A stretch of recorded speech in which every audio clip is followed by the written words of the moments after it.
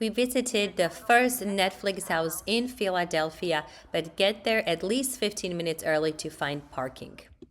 This is the entrance to the Netflix house, and it had a lot of props, a lot of cool statues to take pictures with. All of that is free. You do not have to pay anything unless you're doing certain activities.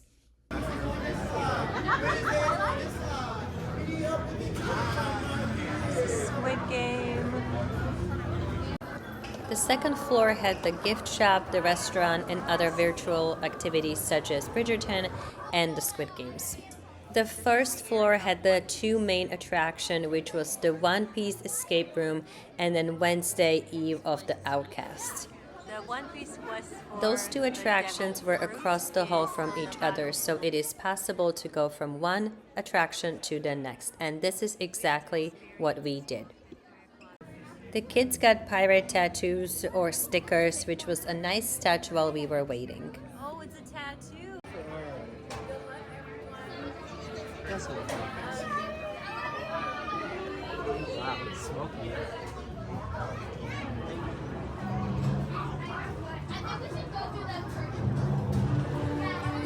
Guys, wait, let's listen for the clue. There once was a man named Gold Roger who ruled these seas as king of the pirates.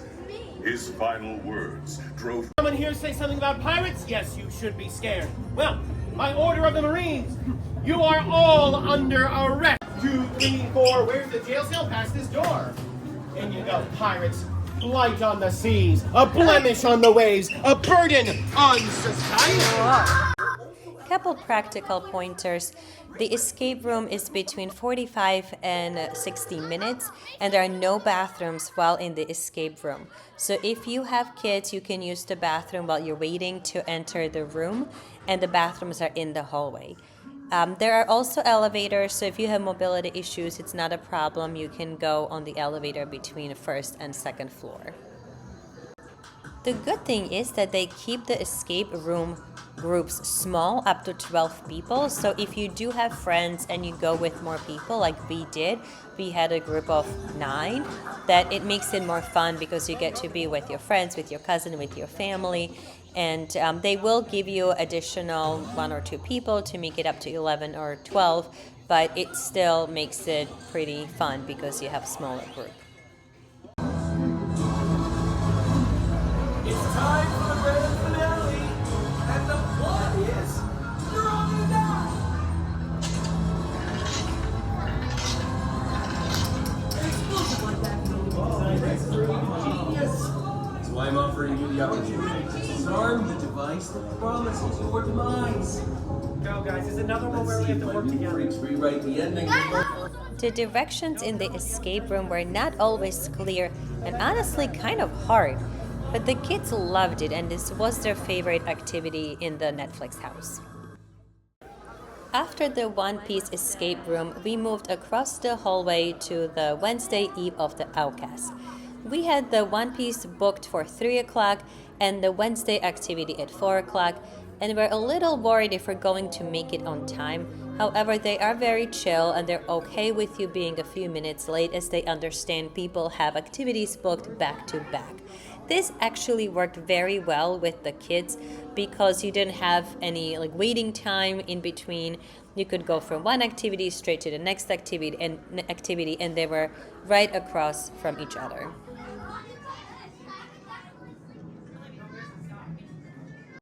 For the Wednesday Eve of the Outcast, the group first starts in a smaller room for about 10 minutes, and that room sets the tone for the whole theme of the activity. There is a murder mystery that you can participate in and solve, but you don't have to if you don't want to. There's a lot more people in the Wednesday activity. I don't know exactly how many, but they were definitely counting people, but it was much bigger group than in the escape room for the One Piece.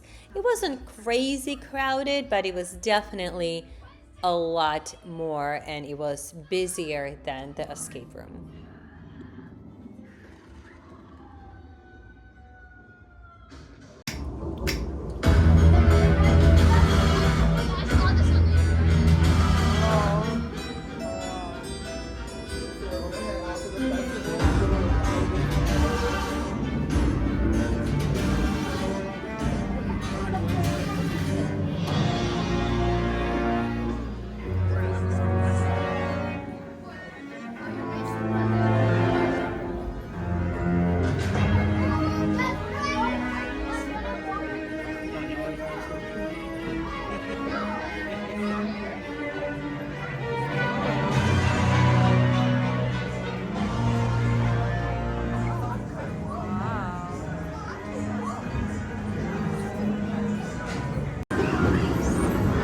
So take these tokens to play games.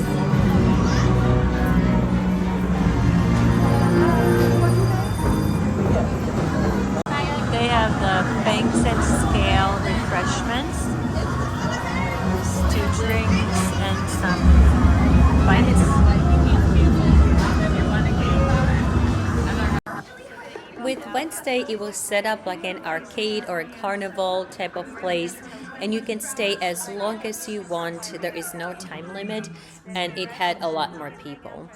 It was actually relaxing. There were benches for you to sit, so if the kids wanted to play games with the tokens they were given at the beginning of the experience, they could run around, they could play those games, and you could just chill at one of those benches.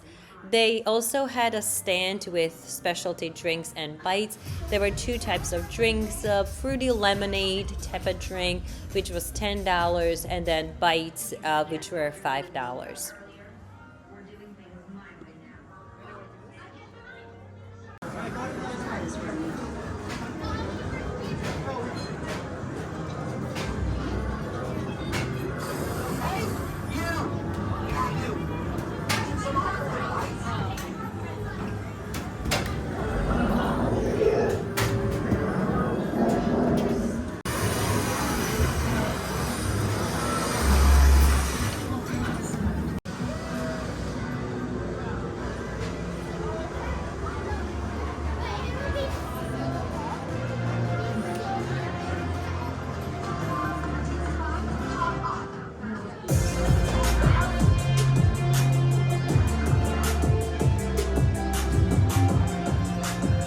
Tickets are priced anywhere between $39 and $59 per person, depending on the demand, with the weekend being more expensive.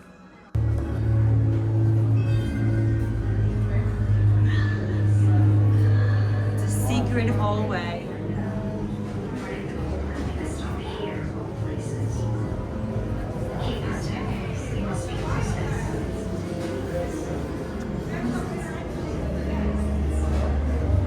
Whoa, you can go the other way.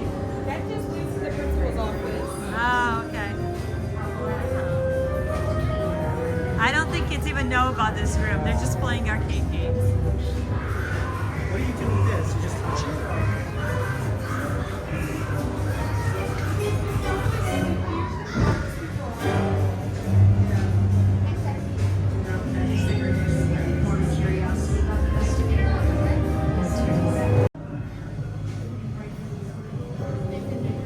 I view science as a polite way of indulging my morbid curiosity.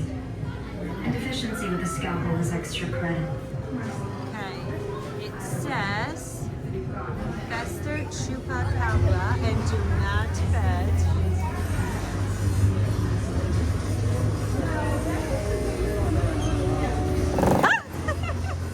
It vibrates.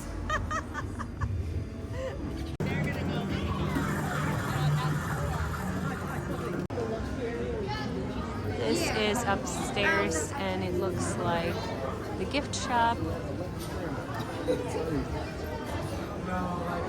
And more rooms with experiences.